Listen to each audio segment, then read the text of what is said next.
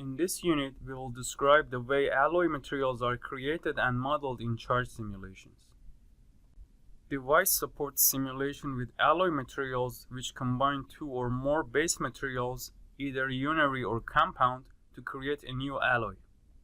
Physically, this is accomplished by depositing a material where a fraction of its constituent atoms are substituted with those of another species.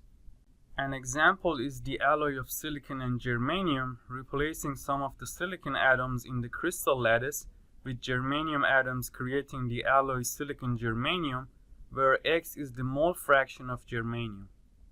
Some of the most commonly used alloy materials already exist in the materials database, but you can create your own alloy materials as well.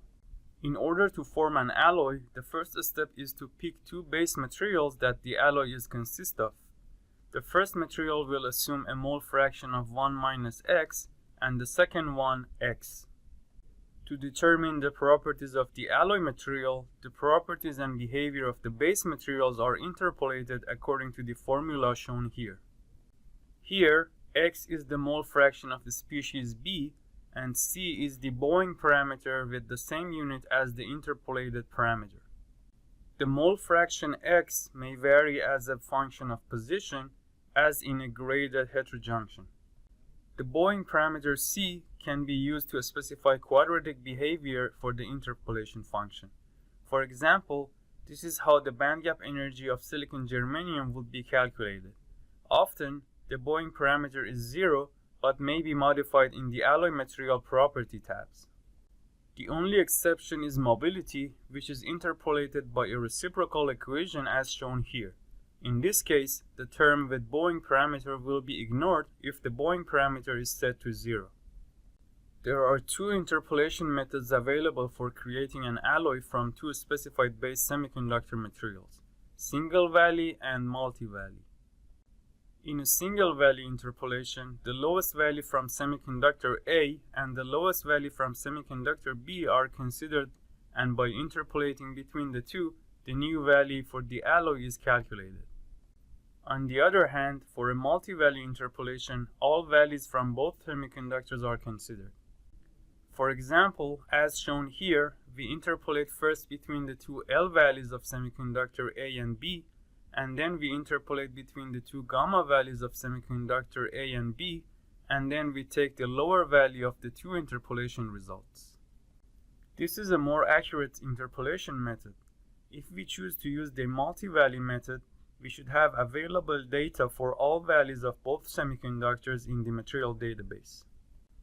Typically, multi-valley interpolation is the most physically realistic.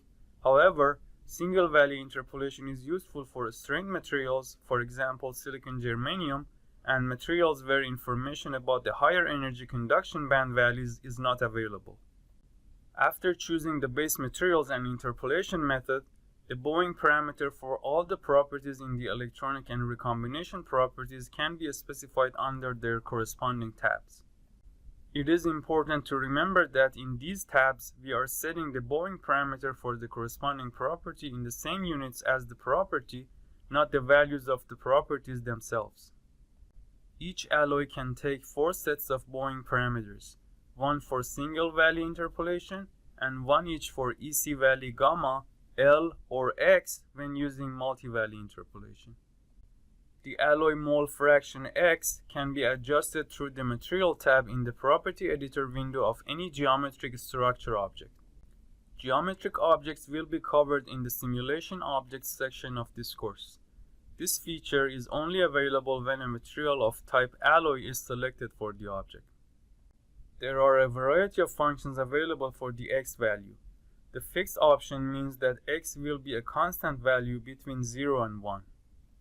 The linear option can be used to make X variable as a function of position X or Y or Z. In this case, user can specify the minimum and maximum fraction values for the minimum and maximum spatial points, and the fraction will be interpolated linearly in between. The user can also enter a customized equation for the fraction that varies with respect to position.